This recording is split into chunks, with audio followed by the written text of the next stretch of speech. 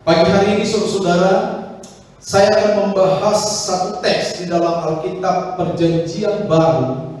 Mari kita buka Alkitab kita di dalam kitab Markus pasal 7 ayat 24 sampai 30. Markus pasal 7 ayat 24 sampai 30. Kisah ini juga dicatat di dalam Injil Matius pasal 15 ayat 21 sampai ayat 18. Tetapi yang kita baca hanya Markus pasal 7 ayat 24 sampai 30.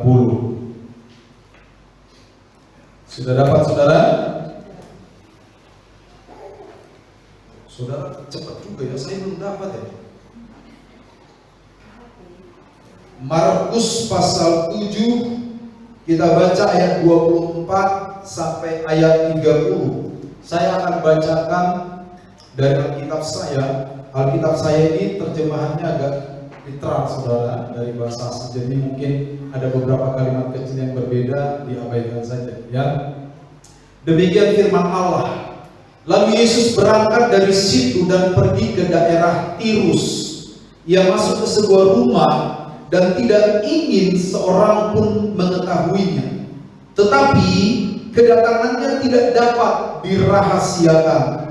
Malah seorang ibu yang anak perempuannya kerasukan roh jahat segera mendengar tentang dia, lalu datang dan sujud di depan kakinya. Perempuan itu seorang Yunani keturunan Siro Fenisia. Ia memohon kepada Yesus untuk mengusir setan itu dari anak perempuannya. Lalu Yesus berkata kepadanya, biarlah anak-anak kenyang dahulu, sebab tidak patut mengambil roti yang disediakan bagi anak-anak dan melemparkannya kepada anjing. Tetapi perempuan itu menjawab, benar Tuhan, tetapi anjing yang di bawah meja juga makan remah-remah yang dijatuhkan anak-anak. Lalu kata Yesus kepada perempuan itu, karena kata-katamu itu, pergilah, setan itu sudah keluar dari anakmu. Perempuan itu pulang ke rumahnya, lalu didapatinya anak itu berbaring di tempat tidur, dan setan itu sudah keluar. Sekali lagi saudara, kisah ini juga dicatat oleh Matius ya. Dan kalau kita bandingkan, mungkin ada beberapa perbedaan antara Matius dan Markus, tetapi bukan berarti ada salah satu di antara mereka yang salah. Mereka hanya mencatat dari sudut pandang yang berbeda, dan keduanya benar secara fakta sejarah ya. Nah, saudara-saudara, saya mau sedikit menceritakan ulang ya, ringkasan cerita. Kalau saudara perhatikan tadi ayat-ayat yang kita baca ya, di sana mulai dikatakan bahwa Yesus berangkat ke satu daerah yang bernama Tirus. Saat ini Tirus ini adalah Libanon ya. Ada yang sudah pernah ke Libanon? Belum ya? Ya, suatu saat mudah-mudahan saudara bisa sampai di Libanon ya. Daerah perang di sana. Jadi Yesus berangkat ke satu daerah Tirus, hari ini Libanon. Ya, dan pada waktu itu daerah Tirus ini adalah bangsa yang menyembah berhala. Ya, bangsa yang menganut paganisme atau orang yang menyembah berhala. Ya. Nah, ada seorang ibu. Ibu ini tentu saja bukan orang Yahudi, karena di Alkitab Matius mencatat dia orang Kanaan.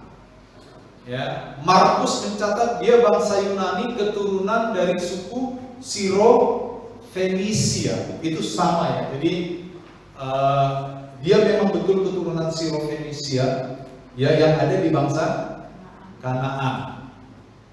Jadi tidak ada yang salah dari kedua kitab ini.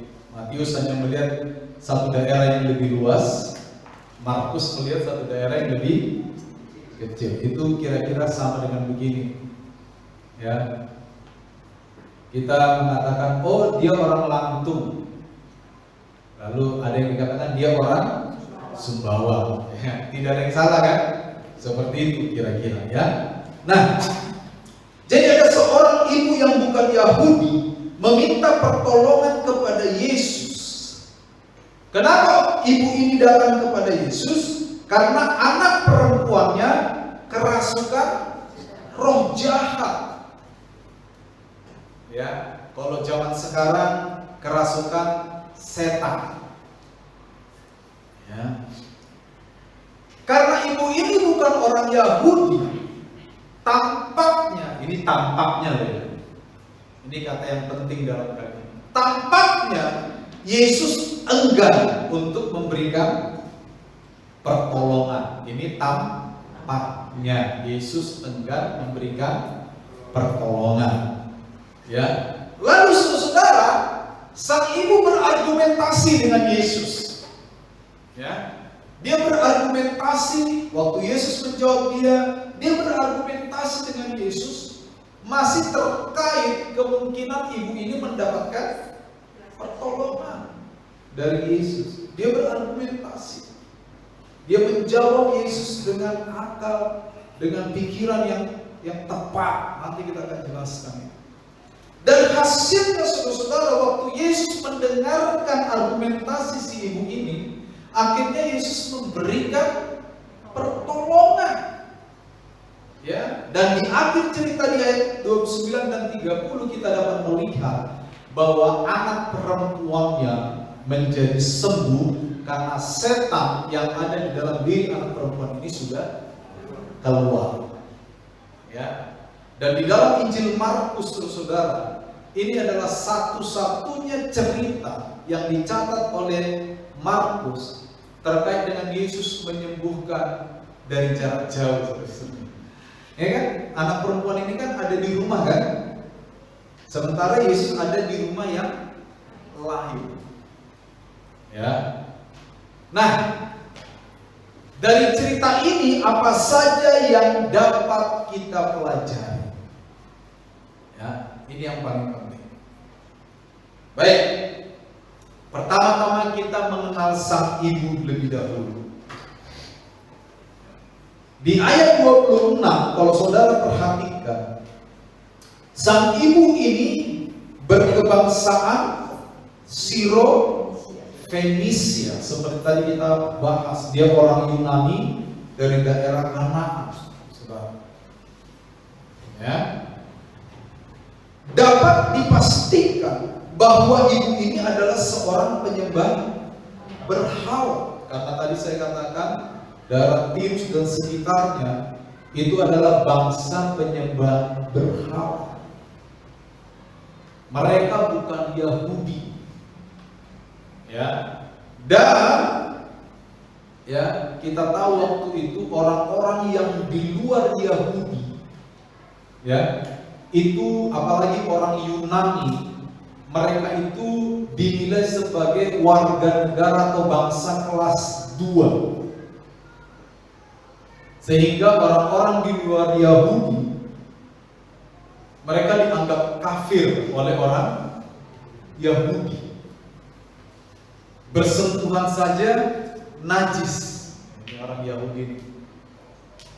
Bagi orang Yahudi, orang-orang di luar bangsa mereka atau suku mereka adalah orang-orang yang tidak mengenal Allah, dan memang mereka menyembah berhala. Jadi pandangan mereka itu secara kasta, orang di luar Yahudi itu kasta yang lebih rendah ketimbang orang Yahudi. Saudara, jadi ibu ini termasuk kasta yang rendah. Kasta yang seharusnya tidak boleh ketemu dengan Yesus, karena Yesus adalah orang Yahudi, saudara. Namun rupanya ibu ini saya duga telah mendengar banyak tentang Yesus dan apa yang telah dilakukan oleh Yesus.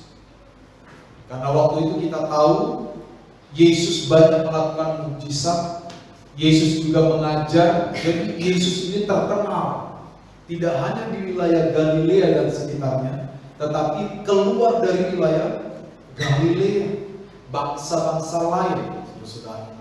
Mereka mungkin mendengar tentang Yesus.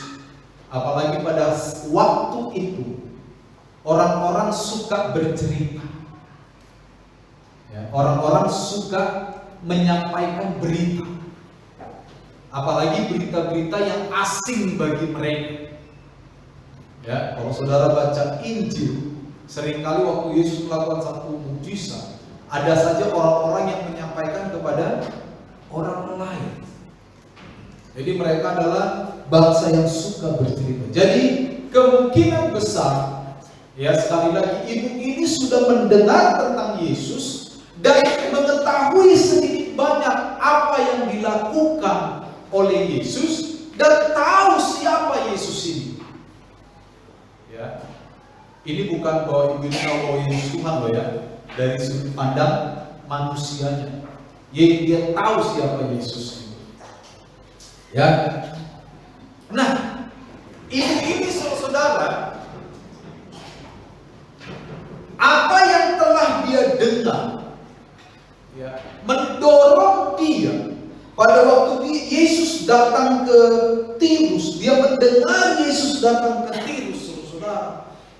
Pengetahuannya terhadap Yesus, pengenalannya terhadap Yesus mendorong dia dengan sangat kuat untuk datang kepada Yesus. Dan saya sangat yakin dia tidak tahu bahwa Yesus adalah Tuhan, tetapi apa yang dia dengar, bahwa Yesus menyembuhkan orang sakit, ya, Yesus melakukan mukjizat-mukjizat dan sebagainya, dia mendengar dan itu mendorong dia untuk datang kepada Yesus. Supaya apa?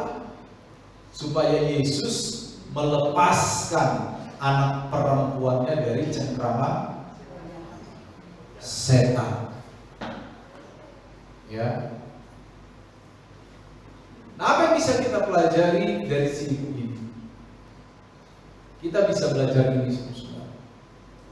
Sekali lagi, waktu itu ibu ini belum mengenal bahwa Yesus adalah Tuhan, betul?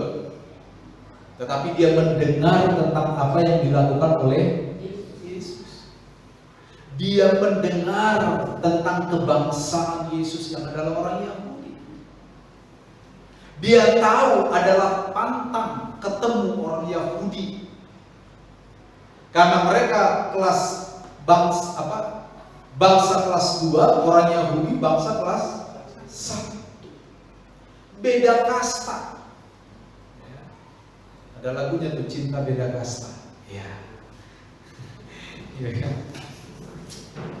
Hari ini masih ngomongin kasta ya. Beda kasta, saudara. Tetapi dia tidak memperdulikan halangan itu. Ibu ini tidak memikirkan bahwa dia bangsa kelas 2 beda kasta. Yang dia tahu bahwa yang dia dengar, yang dia pernah tahu, yang dia pernah dengar, Yesus mampu melakukan mukjizat dan Yesus adalah seorang yang penuh dengan belas kasihan. Itu yang dia tahu. Dan itu mendorong dia dengan sangat kuat untuk datang kepada Yesus. Apalagi kita, betul nggak? Waktu itu belum ada Alkitab, jadi wanita ini pasti tidak tahu kalau Yesus itu Tuhan. Apalagi kita, saudara. Kita yang hari ini tahu bahwa Yesus Tuhan. Kita yang hari ini belajar banyak tentang Yesus, tentang Roh Kudus, tentang Allah Bapa, tentang keselamatan, tentang pemeliharaan, tentang berkat-berkat Tuhan, tentang janji kerajaan Allah dan sebagainya dan sebagainya. Seharusnya pengenalan kita akan Tuhan mendorong kita senantiasa untuk selalu datang kepada Dia dalam setiap kondisi kehidupan kita. Sepakat, saudara? Ya. Sekali lagi ini penting. Kita belajar dari si ibu ini. Dia hanya mengenal Yesus sedikit. Dia hanya mendengar, dia belum pernah ketemu Yesus. Tidak ada Alkitab yang waktu itu yang bisa dia baca, lalu dia mengenal Yesus melalui Alkitab. Tidak. Dia hanya mendengar apa yang dilakukan Yesus. Dia tahu siapa Yesus dari kebangsaannya. Dia tahu bahwa Yesus ada belas kasihan di dalam dirinya. Dan pengenalan yang sedikit itu mendorong dia untuk datang kepada Yesus, untuk membebaskan anak perempuannya yang sedang kerasukan setan. Sekali lagi, ini mengajarkan kepada kita untuk kita senantiasa boleh datang kepada Tuhan. Karena pengenalan kita akan Tuhan Yesus itu jauh lebih banyak dibanding dengan pengenalan ibu ini terhadap Yesus. Betul? Betul? Jadi sekali lagi saudara-saudara, dalam hidup kita, ya, mari kita senantiasa mau datang kepada Tuhan dalam setiap kondisi. Kedepannya, saudara-saudara, dunia ini tidak lebih baik. Saya percaya itu. Karena semakin lama dunia ini akan semakin tua. Ya, saya kalau tua lebih baik dari Angel aja deh. Semakin tua. Jangan lihat saya. Makanya. Ya, dunia ini semakin lama semakin tua. Dan firman Allah berkata, ya, langit dan bumi akan berlalu. Ya. Sekarang masalah-masalah kecil, perang. Rusia, Ukraina perang. Dampaknya seluruh dunia, betul? Harga BBM naik. Iya kan? Negara maju Amerika saja menjerit. Apalagi Indonesia kan? Jadi saya mohon kalau BBM naik jangan salahkan pemerintah ya. Kita harus menghargai kinerja pemerintah. Nggak mudah memimpin negara yang besar. Mimpin jemaat yang besar ini saja tidak mudah. Betul? Apalagi memimpin negara yang sebesar ini. Ya, bayangkan dua bangsa berperang jauh di sana, Indonesia dan bangsa-bangsa lain kena dampak. Betul? Ya, dunia ini tidak akan menjadi lebih baik. Ya. Udah banyak penelitian ilmiah yang mengatakan bahwa dunia ini tidak akan bertahan lama. 2050 diperkirakan dunia akan mengalami namanya krisis, termasuk krisis lingkungan, di mana kita akan kekurangan oksigen, kekurangan air bersih. Ya, makanya kalau saudara minum itu dihabisi.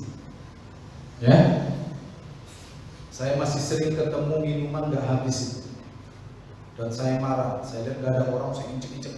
Apa ini? Tapi gak ada orang. Kalau ada orang, udah benar. 2045 menurut penelitian, sumber air di Indonesia itu yang dapat dipergunakan sekitar 20% saja. Siap-siap krisis air. Ya, ini penelitian. Ini bukan penelitian abal-abal. Ini penelitian yang menggunakan metode-metode ilmiah. Dunia 2050 akan menjadi dunia yang berebut oksigen. Ya. Saudara pernah nonton film Time yang di tangannya dikasih tank? Kalau tanknya harus dia mati sendiri. Gak pernah ya? Saudara bukan pencipta film Hollywood ya? Saya nggak mau cerita lagi sia-sia. Ya, jadi saudara-saudara, dunia ini gak akan menjadi lebih baik. Makanya Tuhan mempersiapkan kita melalui pengenalan akan Tuhan. Kan Tuhan sudah bilang, mendekati akhir zaman nanti, bangsa akan bangkit melawan bangsa. akan terjadi gempa bumi di mana-mana, ya kan? Orang jahat semakin jahat, semakin banyak. Orang baik tidak mau melawan orang jahat, cari aman, kan gitu kan? Cinta akan diri sendiri. Anak-anak akan berontak kepada orang tua. Orang akan lebih mencintai uang. Udah ada kata-katanya semua tuh. Ya, dan itu sedang terus digenapi hari ini. Sampai kapan itu berakhir saya juga nggak tahu. Tapi itu sedang digenapi. Kita hidup di zaman akhir, saudara-saudara. Yang kita belum tahu kapan berakhir zaman akhir ini, mencapai akhir zaman, belum tahu. Tapi kita sedang menggenapi semua yang dikatakan oleh Yesus dalam Injil Matius. Bumi ini tidak akan bertambah baik.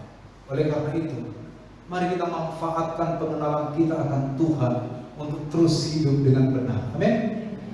Ibu ini saja pengenalannya akan Tuhan itu sedikit, tapi dia bertindak tepat berdasarkan pengenalannya akan Tuhan. Apalagi kita hari ini, kita punya Alkitab, saudara. Ya. Kita punya Alkitab. Alkitab kita paling tidak seorang punya 2 Alkitab.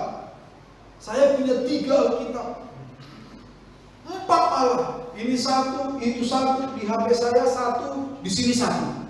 4 Alkitab saya.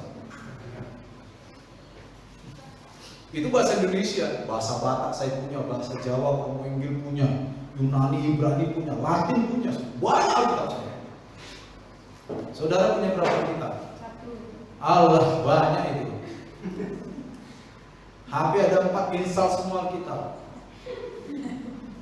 Biar 4 Alkitab kita. Artinya apa, saudara? Kita punya sources, kita punya sumber hari ini yang membuat kita seharusnya mengenal Allah jauh lebih baik ketimbang wanita Kanaan ini, betul? Kita dengar khotbah. Wanita ini saya curiga tidak pernah dengar khotbah. Betul?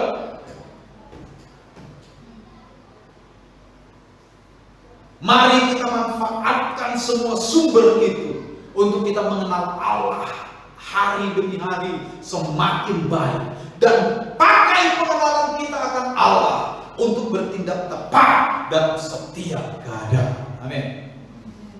Itu penting. Sehingga kita tidak menjadi orang Kristen yang biasa-biasa saja. Kita tidak menjadi orang Kristen yang Kristenan. Di mana-mana kalau diulang ditambah an itu nggak ada kualitas, betul. Mobilan, rumahan, masakan. Kenapa masak-masak gak ada kualitas? Jadi masak pasir. Sama anak-anak, ini masak-masakan pasir, betul gak? Kayu direbus. Gak ada kualitas. Kita jangan menjadi Kristenan. Kita harus menjadi Kristen tenanan. Orang Jawa, Kristen beneran. Pakai pengenalan akan Tuhan. Ibu ini, si wanita Kanaan ini yang sampai hari ini saya belum tahu namanya ini. Dia punya pengenalan akan Allah dan dia memakai sumber itu dengan tepat. Amin. Ya, ini kata kuncinya ya. Memakai pengenalan akan Allah dengan tepat. Kalau kita memakai pengenalan Allah dengan tepat, saudara-saudara, hidup kita penuh damai. Saya tidak menafikan, saudara-saudara, hidup ini sulit memang. Apalagi kalau kita lihat di YouTube orang-orang kaya yang beli Ferrari 16M gampang gitu ya. Kadang kita berdoa, Tuhan saya nggak usah 16M deh. Ya kan? Ya kan? Iya kan, bener kan? Kan ada tuh kan? Wah, dapat mobil 16M dan semuanya. Aduh, kayaknya gampang betul. Hidup ini susah, bagi dia enggak. Kayaknya, sepertinya. Jangan, saudara-saudara.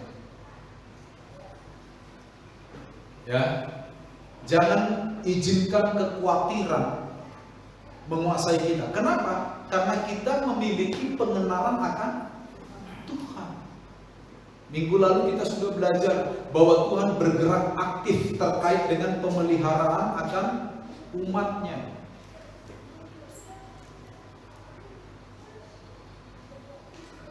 Ya, itu yang kita bisa pelajari dari ibu ini. Kita lanjut. Kita lanjut. Waktu ibu ini datang kepada Yesus, saudara-saudara, apa jawaban Yesus? Di awal, Yesus secara gamblang memperlihatkan batasan pelayanannya. Yesus berkata apa? Bahwa dia hanya melayani orang Yahudi. Di ayat 27, biarlah anak-anak kenyang dulu, sebab tidak patut mengambil roti yang disediakan bagi anak-anak dan melemparkannya kepada anjing. Nah, saudara perlu tahu bahwa Yesus mengatakan anjing di sana itu bukan kalimat yang diarahkan langsung. Itu bukan seperti kondisinya begini. Ada orang, oh dasar anjing, bukan. Bukan begitu. Itu adalah suatu peribahasa pada waktu itu. Ya, itu adalah suatu gambaran umum bahwa orang di luar Yahudi itu biasa disamakan dengan anjing. Ya, memang orang Yahudi ini nakal betul ya. Orang di luar mereka disamakan dengan anjing. Tapi saya sudah melihat dalam bahasa aslinya, saudara, anjing yang dipakai di sini itu bukan anjing liar, ya, bukan anjing liar seperti yang tidak punya pemilik. Tapi kata anjing yang dipakai di sini itu adalah anjing peliharaan yang biasa ada di rumah. Ya, bukan dog, tapi lebih kepada puppy dalam bahasa Inggris. Ya, bukan anjing liar, tetapi anjing yang dipelihara. Mungkin kalau dalam konteks kita ini bosku. Anjing yang dipelihara. Tapi walaupun anjing itu dipelihara, dia tetaplah anjing. Saya kalau marah sama bosku, saya dasar anjing saya pukul muka. Tapi sama bosku loh ya.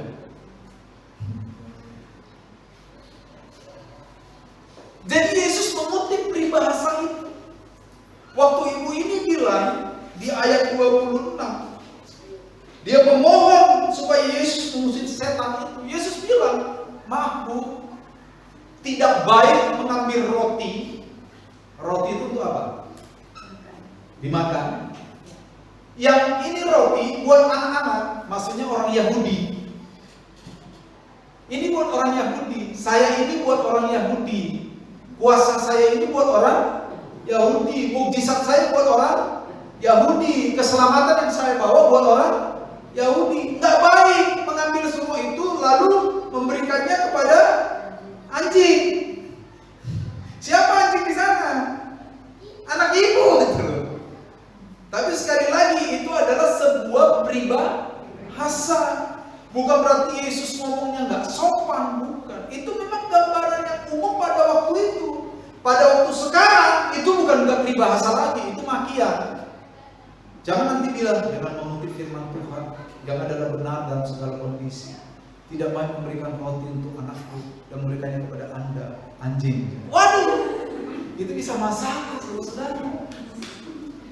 Ya, masalah itu. Itu parang bisa keluar. Berang ya? Hah? Berang bisa keluar tuh. Selain berang juga bisa keluar. Iya kan? Itu hanya peribahasa pada zaman Yesus. Jangan dipakai hari ini ya.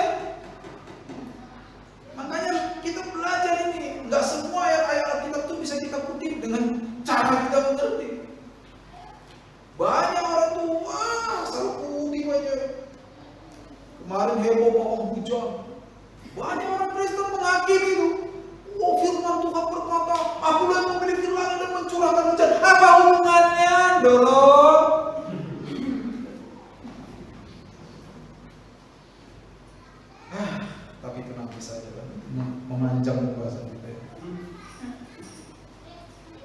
Lebih lanjut, di sini katakan Yesus tampaknya menolak untuk memberikan bantuan.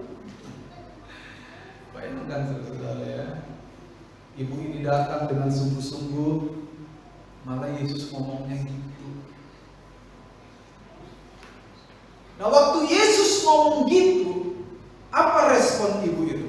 Kita lihat di ayat 28. Di ayat 28 dikatakan, tetapi perempuan itu menjawab, betul sih Tuhan, betul sih, nggak patut mengambil roti, ini kan buat anak-anak, lalu memberikan kepada anjing. Tapi kan remah-remah roti itu yang jatuh waktu anak-anak makan itu kan ada jatuh kan? Ingat, anak-anak di sini adalah anak kecil gambarannya ya. Walaupun nanti aplikasinya menunjuk kepada orang Yahudi. Kalau anak-anak makan roti biasanya ada remah-remah nggak? Apalagi di zaman itu roti yang dimaksud tuh bukan roti yang seperti hari ini. Roti itu seperti roti kering itu, yang kalau digigit kerak mesti selalu ada yang jatuh. Saudara pernah makan roti yang manis betul tuh? Kalau kita gigit tetap ada yang jatuh tuh. Manis ya, roti apa itu saya lupa ya. Ya, dia kalau digigit bunyi dia tetap ada jatuh, nggak mungkin nggak ada jatuh. Ibu ini bilang yang jatuh itu Tuhan kan boleh dong dimakan sama anjingnya. Wih, saudara, ibu ini jawabnya gitu, saudara. Kira kalau saudara jadi Yesus, hati saudara ternyum. Hah? Sayang saudara bukan Yesus ya. Iya kan? Saudara aja terenyuh, apalagi Yesus yang punya belas kasihan. Tidak baik Bu memberikan roti ini buat anak-anak. Nggak bagus dong ini buat anak-anak kok ngasih sama anjing. Ibu itu dengan sangat rendah hati dan tahu siapa dirinya, betul sih Tuhan. Itu roti buat anak, tapi waktu anak makan kerak, ada remah yang jatuh. Boleh dong dimakan anjing. Dan itu yang dilakukan bosku. Kalau saya makan roti ada yang jatuh, dia langsung dia itu sudah umum, roti yang jatuh bagian anjing itu udah umum. Nggak ada tuh anjing nanya bos, boleh makan bos, jatuh. Jangankan jatuh, saudara salah pegang aja, itu sap.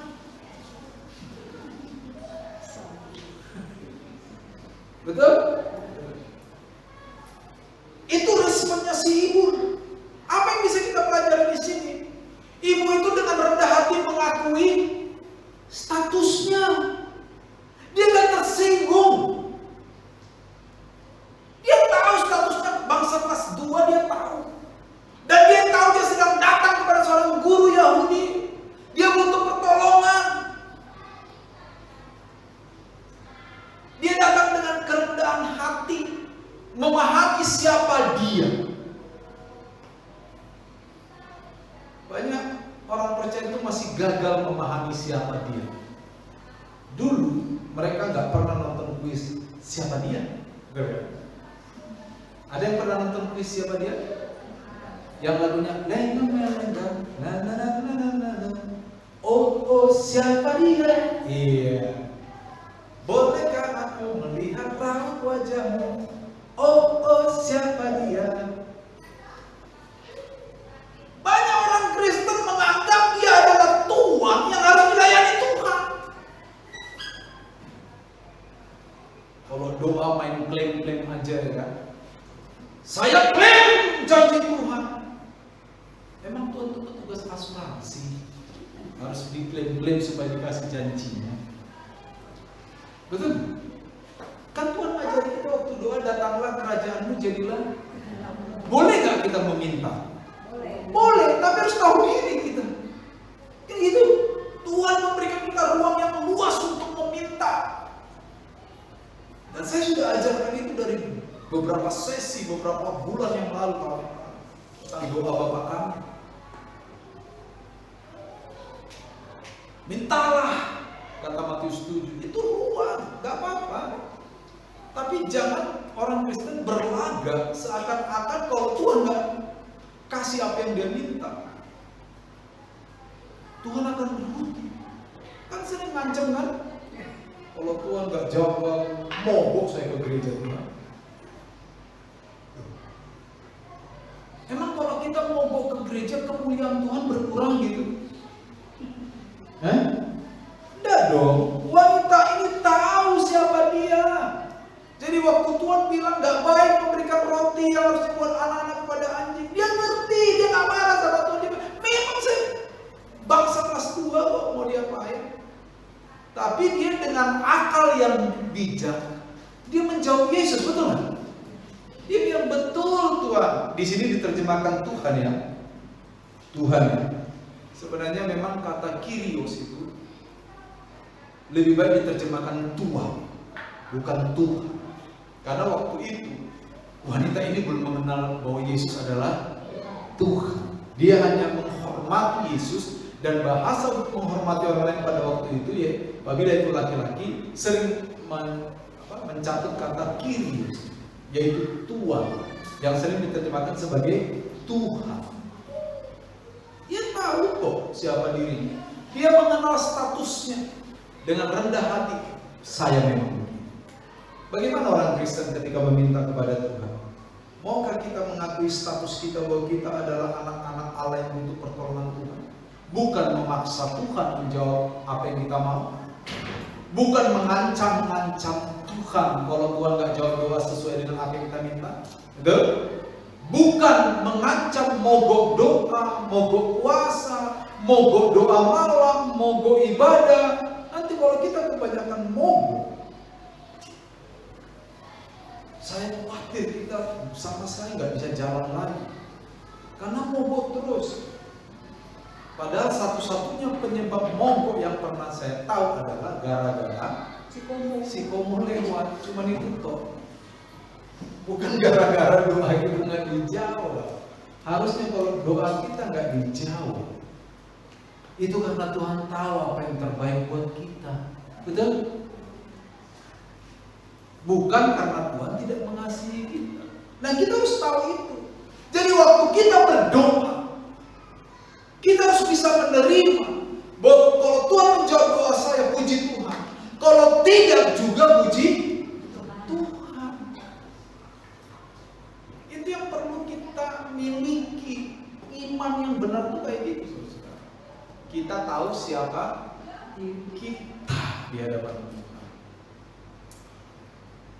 Ibu ini menempatkan diri secara tepat. Dia bilang, tapi anjing yang di bawah meja. Dia mengidentifikasi dirinya dengan anjing itu. Dan memang secara umum dia dikenal sebagai anjing. Dan dia menerima gambaran itu.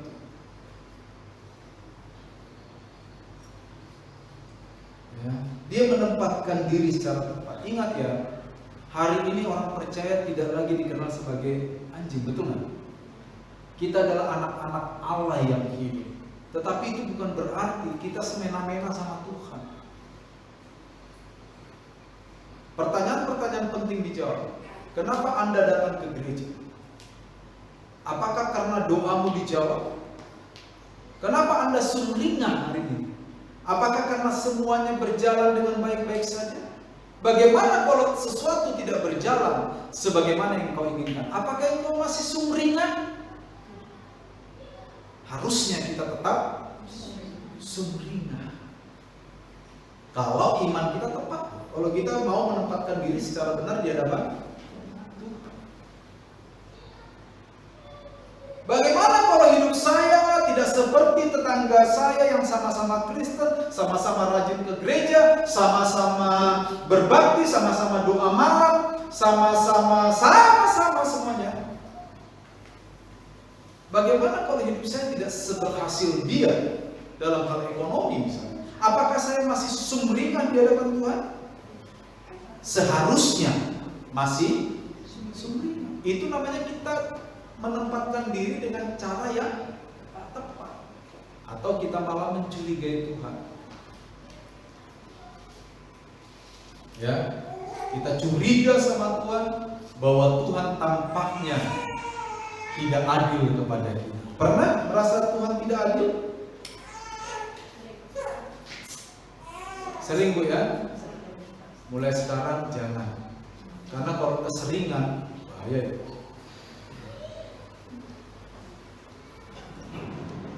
Iya kan? Itu yang tadi saya bilang, pengenalan kita akan Tuhan seharusnya membuat kita bertindak tepat dalam segala keadaan. Saya sekali lagi tidak bilang bahwa kesulitan itu gampang. Saya pun sudah mengerti apa arti kesulitan. Mengerti saya. Apa arti perjuangan, apa arti kekurangan, itu saya mengerti sekarang. Saya mengerti apa arti ketiadaan, itu saya mengerti. Ya. Oleh karena itu saya bisa bicara tentang itu hari ini. Tuhan tidak pernah salah. Amin. Saya selalu bilang sama saudara, ketika keraguan itu menggoda pikiran saya, ketika kekuatan itu datang karena tidak ada yang bisa saya andalkan, saya selalu diingatkan, ingat bro, Tuhan tidak pernah salah. Itu terus yang saya ucapkan. Bahkan sebelum saya tulis, saya selalu bilang, Tuhan tidak pernah salah, Tuhan tidak pernah keliru, Tuhan tidak pernah gagal. Dan saya hidup dalam naungan Tuhan yang seperti itu. Itu pengenalan kita akan Tuhan, kita pakai. Makanya saudara-saudara, di Alkitab itu, kalau menurut saya,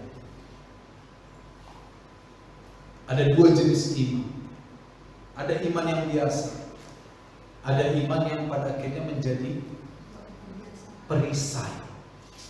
Dan saudara bisa baca itu di kitab Efesus pada waktu Paulus membahas tentang peperangan Tuhan. Iman dikaitkan dengan kata perisai, betul nggak? Perisai iman. Ada orang cuma punya iman saja, tapi tidak bisa melindungi dirinya dari serangan si jahat. Makanya dikatakan perisai iman untuk melindungi dari panah api. Makanya jangan heran kalau melihat ada banyak orang percaya kena panah sekali aja langsung tumbang, karena imannya tidak menjadi perisai. Imannya hanya dibentuk dari satu bahan. Apa itu bahannya? Ya kalau doanya dijawab, imannya tumbuh. Salah? Enggak salah loh kalau doamu dijawab, imanmu tumbuh. Itu memang begitu harusnya kan gitu. Tapi tidak sampai di sana. Kalau suatu hari kita harus menderita penderitaan karena kita adalah murid Yesus, ya kita tetap harus bertumbuh. Nah itu iman yang menjadi perisai. Jadi panah api si jahat itu tidak melukai kita. Saya sering mengutip perjanjian lama itu kisah dari Sadrak, Mesak dan Abednego. Waktu mereka ditantang untuk mati, mereka bilang apa? Ketahuilah Tuanku Raja Nebukadnezar, kami tidak takut dengan api yang kau bikin, karena kami tahu Tuhan yang kami sembah akan menyelamatkan kami. Tapi kalau dia nggak menyelamatkan kami, kami takut. Gitu? Hah? Enggak kan? Dia bilang, kalaupun Tuhan yang kami sembah nggak menyelamatkan kami dari api itu, artinya kalaupun waktu kamu taruh kami di api kami mati, nggak apa-apa, kami tetap menyembah Tuhan. Itu iman yang sudah berubah menjadi perisai, mampu melindungi dirinya dari panah api si jahat. Itu nyawa loh. Dan memang itu nggak mudah. Kita kadang masih diperhadapkan dengan kesulitan ekonomi, betul kan? Ya kan?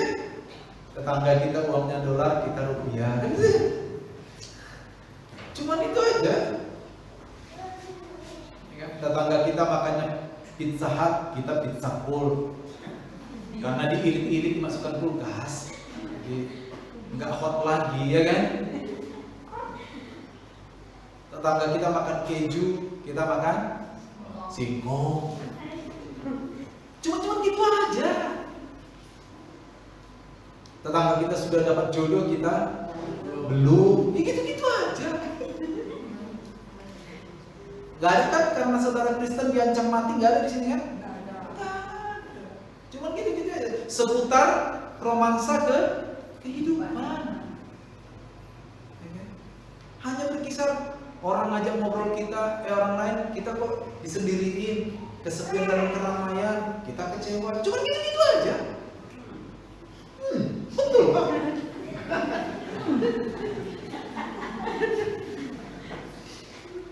Itu hanya seputar romansa kehidupan saja. Dan banyak orang Kristen yang gampang kecewanya gara-gara yang kecil-kecil itu. Ingat, pengenalan kita akan Allah seharusnya kita gunakan secara maksimal untuk menentukan sikap dan kehidupan kita dengan tepat ya. Amin. Bayangkan ibu ini loh, kenalnya masih sedikit sama Tuhan, apalagi kita. Ya.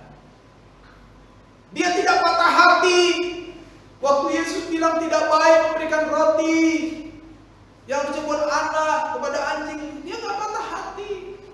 Dia justru menggunakan akalnya, pengenalannya akan Tuhan. Makanya di sini saudara-saudara, si ibu menggabungkan pengenalan atau pengetahuan akan Tuhan, lalu keberanian. Dua hal ini digabungkan menghasilkan iman yang tepat ketika dia berhadapan dengan Tuhan. Bayangkan. Jadi pengenalan akan Tuhan itu bahan utama untuk membentuk iman. Lalu keberanian untuk percaya kepada Tuhan itu bahan berikutnya menjadikan iman menjadi perisai. Haleluya. Apa hasilnya? Jawaban si ibu dianggap oleh Yesus sebagai wujud iman yang besar. Kenapa saya tahu? Matius ngomong. Betul? Nanti baca di Matius 15 ayat 28. Kisah ini kan sama. Yesus mengatakan di sana, ibu ini memiliki iman yang besar. Padahal ibu ini belum kenal bahwa Yesus adalah Tuhan.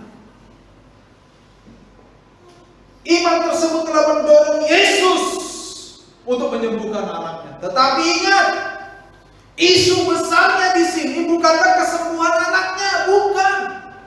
Isu besarnya di sini adalah pertunjukan iman yang diperlihatkan oleh si ibu. Kebetulan dengan iman ini Yesus berbelas kasihan dan menyembuhkan putrinya. Bagaimana kalau iman kita sudah tepat, iman kita sudah besar, tapi apa yang kita minta tidak juga dijawab oleh Tuhan? Apakah iman kita masih tetap kuat?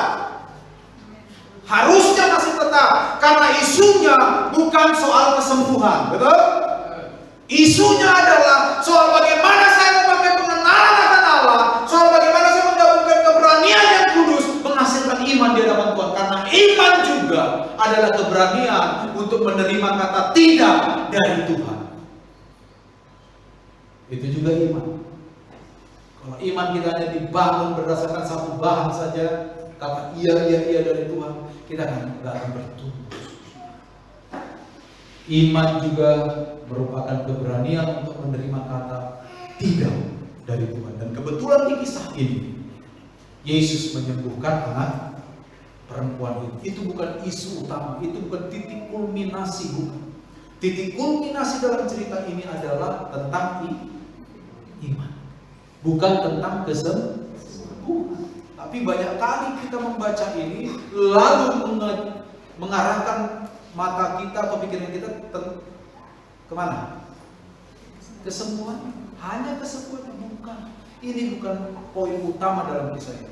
Poin utama dalam kisah ini bahwa ibu itu memakai pengenalannya akan Allah, lalu dengan berani yang tulus datang kepada Tuhan. memunculkan iman. Iman ini oleh Tuhan dihargai. Dan pada waktu itu, hasil dari penghargaan Tuhan terhadap iman ibu ini, anak perempuannya disembuhkan.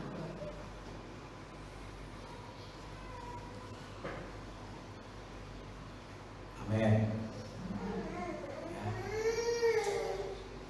Terakhir,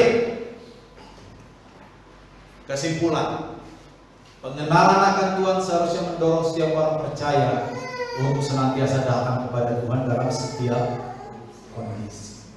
Iman seharusnya lahir dari pengetahuan akan Tuhan yang benar, ditambah dengan kerendahan hati, ditambah dengan keberanian yang kudus yang benar.